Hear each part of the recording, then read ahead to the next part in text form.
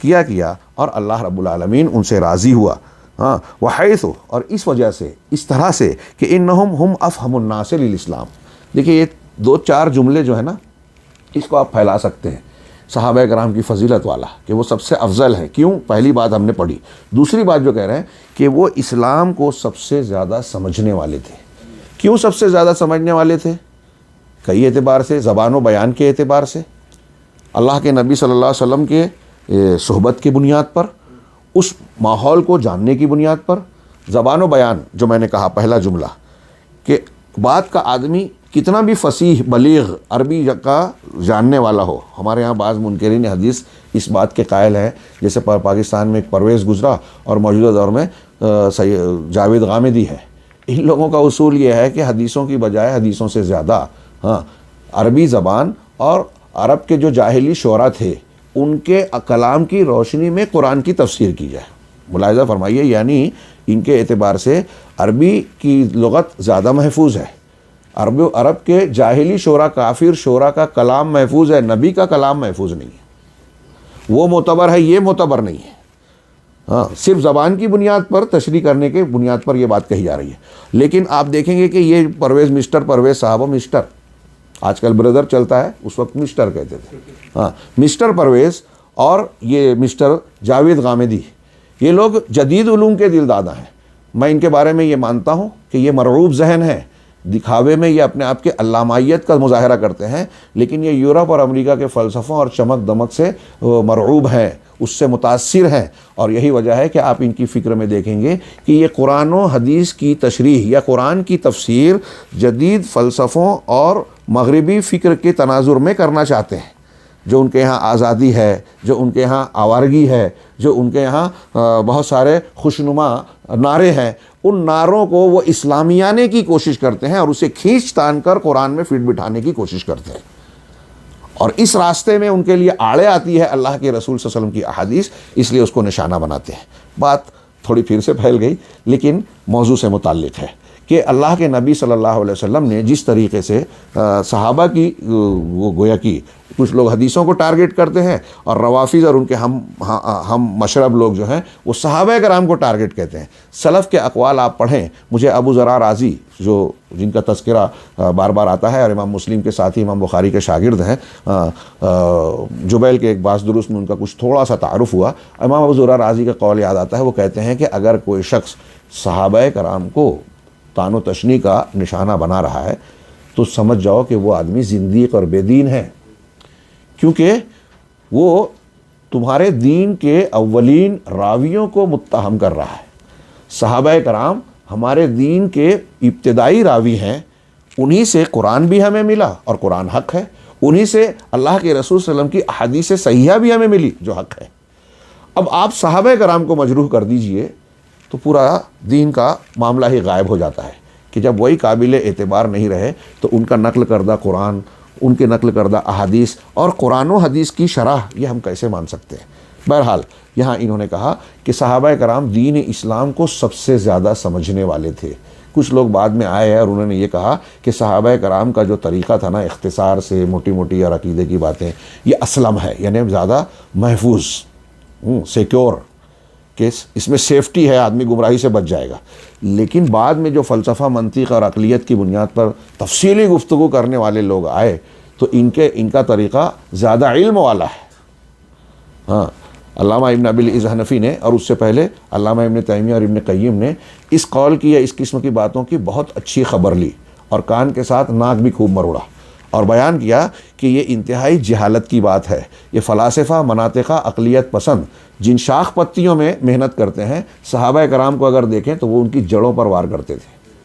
ان کے ہاں جڑوں پر ملے گا اور یہ حقیقت ہے. میں اپنی بات بعض مرتبہ کلاس میں بچوں کو جب پڑھاتا ہوں تو میں نے کئی مرتبہ طلبہ کو یہ بات بتائی اور بیان کی کہ میں خود جب طالب علمی کے دور سے گزرتا تھا اس قسم کے اقوال پڑھتا تھا کہ صحابہ کرام اور یہ وہ، اور پھر جب قرآن کی تفسیر وغیرہ دیکھتے ہوئے حضرت ابن عباس، حضرت ابو ہریرہ، حضرت زید، حضرت عمر، حضرت علی یا دوسرے صحابہ کرام رضی اللہ عنہم ان کے اقوال پڑھتا تھا تو دل میں ایک خیال آتا تھا کہ صحابہ کرام اتنے زبردست علم والے، اتنی گہرائی والے، نظر والے، ہم جانتے ہیں، مانتے ہیں، لیکن ان کی تفسیر اتنی شارٹ اور اس میں وہ بات نظر نہیں آتی کیونکہ شعور نہیں تھا، سمجھ نہیں تھی، آج بھی اتنی نہیں ہے لیکن اتنا سمجھتے ہیں کہ ان کے اندر کیا گہرائیاں ہیں تھوڑی. تو اس وقت یہ چیز عجیب سی محسوس ہوتی تھی. کیوں؟ اس لیے کہ ہم اس بات کے عادی ہیں، ہم خود بہت تفصیلی کلام کرتے ہیں اور دیکھتے ہیں کہ بعد کے علماء نے بڑی لمبی لمبی کتابیں، لمبی چوڑی تفسیریں، توضیحات، تشریحات بیان کی، اور پھر یہ بیان کرتے ہیں کہ قرآن کے ایک آیت میں کیا کیا باریکیاں ہیں، دقتیں ہیں، احکام، مسائل مستنبط ہوتے ہیں، ہدایتیں ہیں، علم ہے.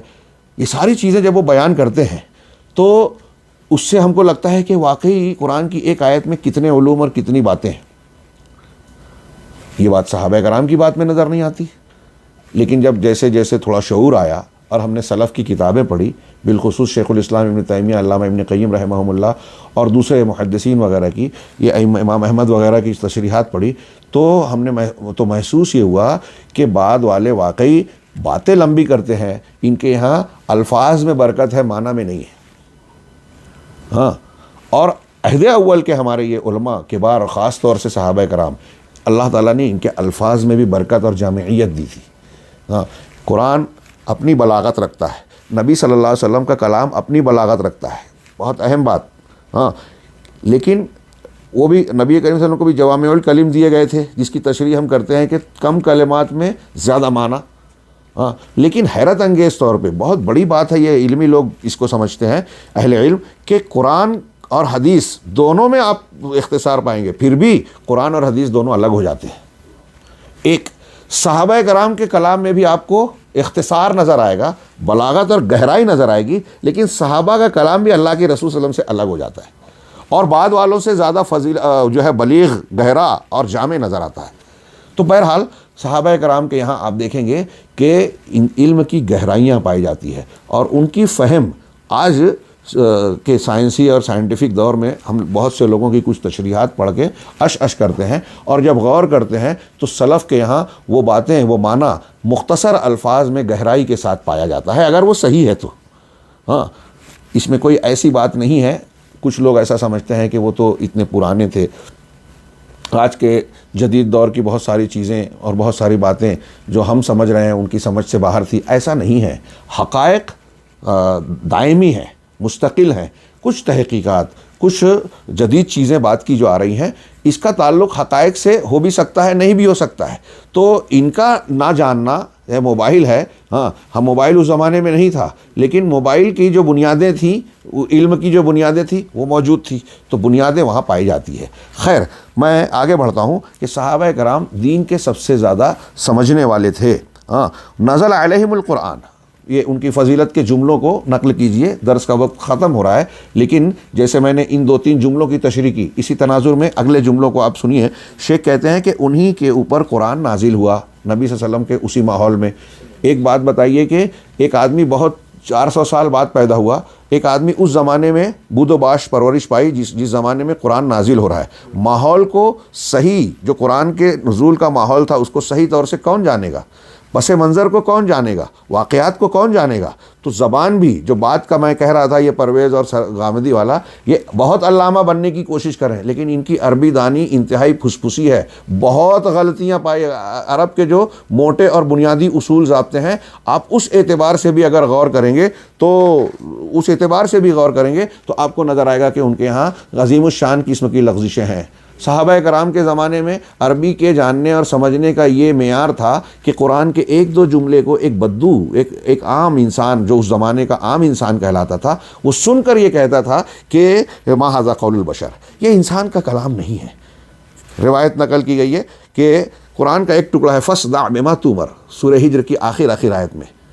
ایک دیہاتی نے سنا اس زمانے میں، سجدے میں چلا گیا.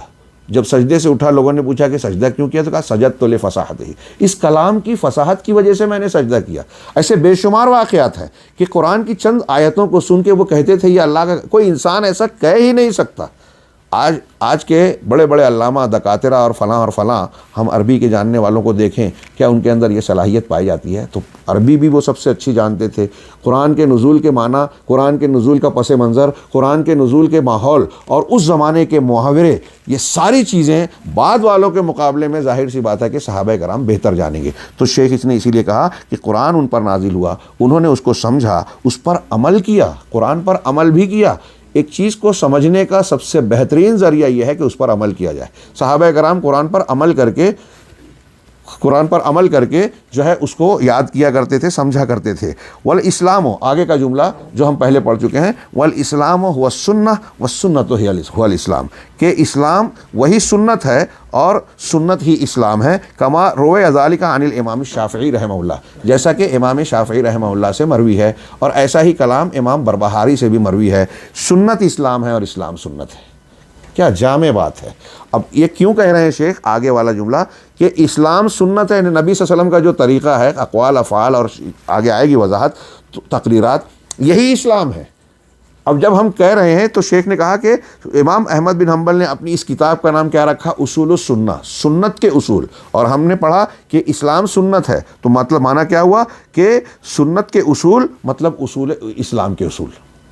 امام احمد نے نام رکھا اصول السنہ، اور سنت کیا ہے؟ اسلام ہے، تو مطلب کیا ہوا؟ اصول السنہ بمعنی اصول الاسلام، یہ اسلام کے اصول ہیں۔ اور کہہ رہے ہیں، آگے کہا کہ امام احمد نے کہ یہ کیا ہے اسلام؟ ہی التمسک بما کان علیہ الصحابۃ رضوان اللہ علیہم اجمعین، یہ سنت کے اصول یعنی اسلام کے اصول یہ ہیں کہ صحابہ کرام رضوان اللہ علیہم اجمعین جس عقیدے، منہج، عبادات اور دین پر تھے اس کو مضبوطی سے پکڑ لینا۔ ہاں، اور اس اعتبار سے انہوں نے کہا کہ ذالک لانہ المدخل الاول، یہ اس لیے کہ اسلام میں داخل ہونے کا یہ پہلا راستہ ہے، مدخل ہے، یہ پہلا داخلہ ہے۔ کیوں؟ اسلام کے سمجھنے کے لیے اس کے باب کا سمجھنا ضروری ہے۔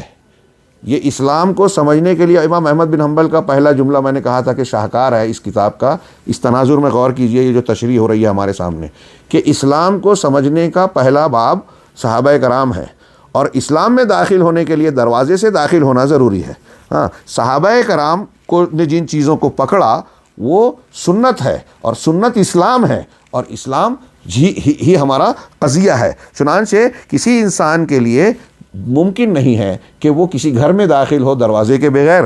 چنانچہ صحابہ کرام یہ اسلام کا پہلا قافلہ ہیں، چنانچہ ان کا اسلام کو سمجھنا، ان کی فہمائش یا فہم، اور ان کا اسلام کی جو فہم تھی وہ صحیح فہم تھی، ان کا عمل صحیح عمل تھا، جس کی تصدیق قرآن و حدیث کے نصوص سے ہوتی ہے۔ اسی لیے امام احمد بن حنبل رحمہ اللہ نے فرمایا کہ ہمارے نزدیک سنت کا اصول، اسلام کا اصول یہ ہے کہ صحابہ جس چیز پر تھے اس کو مضبوطی سے پکڑ لینا، اور اگلا جملہ ہے والاقتداء بہم، اور ان کی اقتداء کرنا، یعنی یہ کہ بندہ ان کو اپنا قدوہ اور نمونہ بنائے زندگی اور عمل کے ہر معاملے میں، عمل اور زندگی کے ہر معاملے میں صحابہ کرام کی روش اور ان کے موقف و منہج کو اختیار کرے۔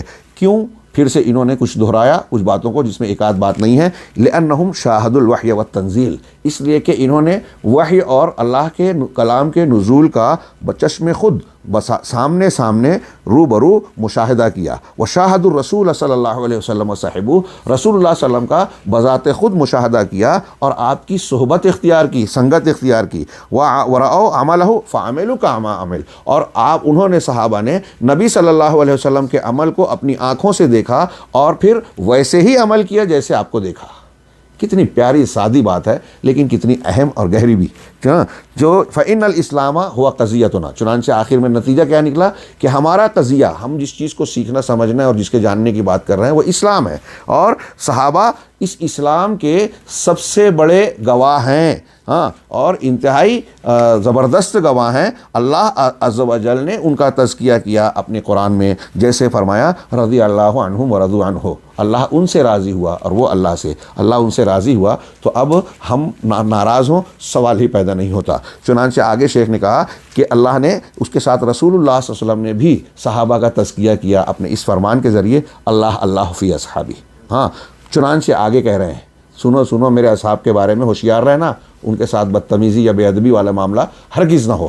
چنانچہ کہہ رہے ہیں آخری جملہ نتیجہ نکال رہے ہیں کہ جس شخص نے صحابہ کرام کو طعن و تشنیع کا نشانہ بنایا اس نے اسلام کو اسلام پر طعن و تشنیع کی۔ غور کیجئے، امام احمد بن حنبل کے جملے سے یہ نکل رہا ہے کہ اگر ہم اصول سنت پڑھ رہے ہیں اور سنت کا اصول صحابہ کے طریقے کا تمسک ہے، اس کا مطلب صحابہ کا طریقہ اسلام ہے۔ اب صحابہ کو اگر کوئی نشانہ بناتا ہے تو وہ اسلام کو نشانہ بناتا ہے، اور جو ان کو گالی دیتا ہے تو وہ اسلام کو گالی دیتا ہے، برا بھلا کہتا ہے، اور جو اسلام کو برا بھلا کہتا ہے اس کے اندر طعن و تشنیع کرتا ہے، وہ کافر و زندیق ہے۔ لہٰذا ہمارے نزدیک دین کی بنیاد یہ ہے کہ صحابہ کرام کے عقیدے کو، موقف کو، ان کے دین کو مضبوطی سے پکڑ لے۔ یہ پہلے جملے کی تھوڑی سی تشریح ہوئی۔ آج کا درس ہم یہیں اختتام پذیر کرتے ہیں۔ اللہ رب العالمین سے دعا ہے جو مجھے پہلے کہنا چاہیے تھا کہ ان دروس کو سیکھنے سکھانے کے سلسلے میں رب العالمین ہمیں اخلاص عطا فرمائے، للہیت عطا فرمائے، اور اس کو سیکھ کر اس کے تقاضوں کو عملی زندگی میں نافذ کرنے کی توفیق دے جو ہمارے لیے دنیا اور آخرت میں نجات کا ذریعہ بنے۔ وآخر دعوانا ان الحمد للہ رب العالمین وصلی اللہ علیہ نبینا محمد۔